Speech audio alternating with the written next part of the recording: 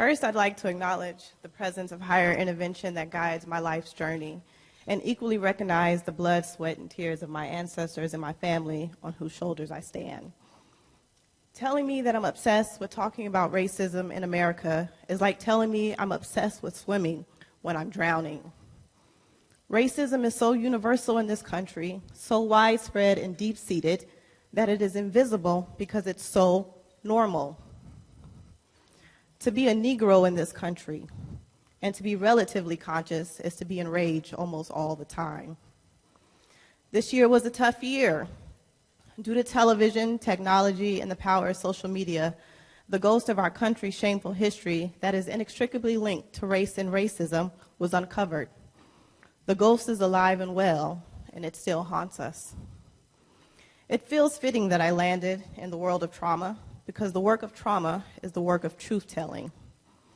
My training in trauma has equipped me with understanding how experiences shape behavior, how to reframe the question, what's wrong with you, to what happened to you, and to place trauma in perspective so that one can return to a normal trajectory. In 1979, psychologist John Bowlby wrote about on knowing what you are not supposed to know and feeling what you are not supposed to feel. He contends that much of psychopathology stems from impressions, scenes, and experiences of childhood having been forgotten, denied, and not acknowledged, yet continuing to influence thought, feeling, and action. No, you did not see that. No, you did not hear that. And no, you did not feel that. Can you imagine how crazy-making that is? Well, think bigger. Let's entertain a larger framework of psychopathology, and let's look at the historical and geographical context of America.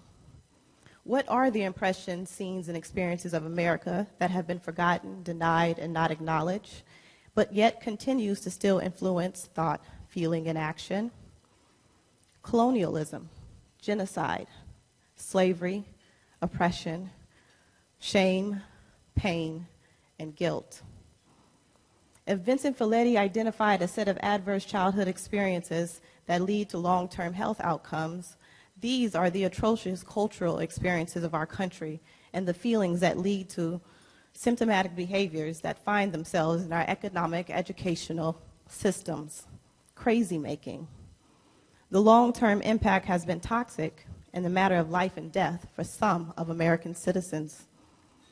Talking about race and racism in professional settings is taboo, it's too risky, it's unsafe, it's destabilizing, so it doesn't happen.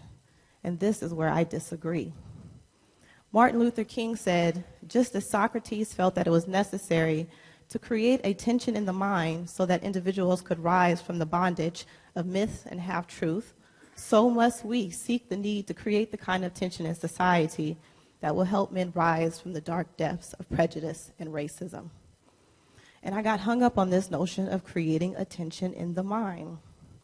When it comes to race, racism, oppression, privilege, and supremacy, I seek to create tension, but the kind of tension that challenges intellectual narrow-mindedness and political paralysis.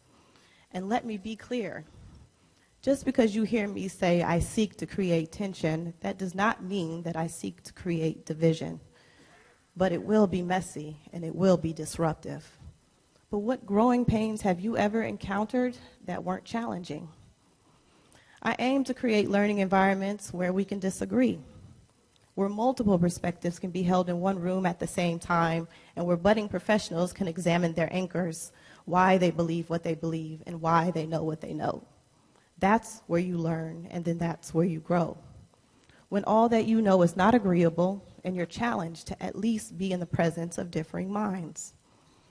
I am often challenged that classism and poverty is the real issue at hand, and not racism. And I ask, why do we have to choose one? Can we accept them all and give them all equal power in how we choose to view the concerns that we see today? Can we work to not abandon one perspective just because it makes us feel uncomfortable? Can we know what we are supposed to know, and can we feel what we are supposed to feel? Our generation did not initiate the racialized problem that we are living in, but we must become responsible for attempting to unravel it. Let's engage in an intervention that turns the magnifying glass on us as an institution and as professionals. That's where we take responsibility. Let us examine ourselves through courageous dialogue in hopes that when we work with oppressed and marginalized communities, we do so from a place that is more humane. Thank you.